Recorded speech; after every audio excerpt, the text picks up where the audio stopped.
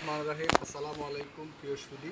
আপনারা জানেন গত 2 থেকে 3 দিন শেরপুর জেলায় ভারতের উজান থেকে আসা পানি এবং কি বৃষ্টির পানির সাথে বন্যার পরিস্থিতি সৃষ্টি হয়েছে। আমরা এখন আছি শেরপুর সদর ইউনিয়নটার নাম কি ভাইয়া? 4 নং গাজীর খামার ইউনিয়ন। একটি মাদ্রাসার আমরা সামনে দাঁড়িয়ে আছি, আপনারা দেখতে পাচ্ছেন হাঁটু পরিমাণ পানি।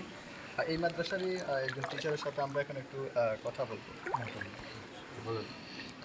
আচ্ছা, যাই হোক, গত শুক্রবার থেকে ভারত থেকে পানি এসে মানে এমন হু হু হু হু করে পানি বাড়তেছে। আমাদের পাশে যে হাজার হাজার হেক্টর জমি আছে, ফল ফসল যা আছে সবগুলো তলিয়ে গেছে। মানুষের হাজার হাজার টাকা পয়সা নষ্ট হয়ে গেছে, অনেক মানুষ চিন্তায় ভুগতেছে আমরা কি করব। যাই হোক, এখানে অনেকগুলো দিনই প্রতিষ্ঠান আছে। আমরা একটা মাদ্রাসা এখানে আদিবাতাস বা মহিলা মাদ্রাসা, এখানে শিশু শ্রেণী থেকে নিয়ে ষষ্ঠ শ্রেণী পর্যন্ত, সপ্তম শ্রেণী পর্যন্ত খোলা হয়েছে, ছাত্রদের বন্ধ দেওয়া হয়েছে। আমার মাদ্রাসার যে আমিরা আছে, পীড়াগুলো এবং কি ফ্লোরগুলো সব ভেঙে চলে গেছে। আমি অনেক ক্ষতিগ্রস্ত হয়ে গেছি আর কি। এই জন্য যদি আপনাদের পক্ষ থেকে যদি কিছু সহায়তা করেন, ইনশাল্লাহ আচ্ছা, ঠিক আছে। আমি আশাবাদী। জি, আমরা আসছি আপনার বৃহত্তর নোয়াখালী ফেনী থেকে। আপনি জানেন কি গত জানি। কিছুদিন পূর্বে ফেনীতে বন্যা হয়েছে।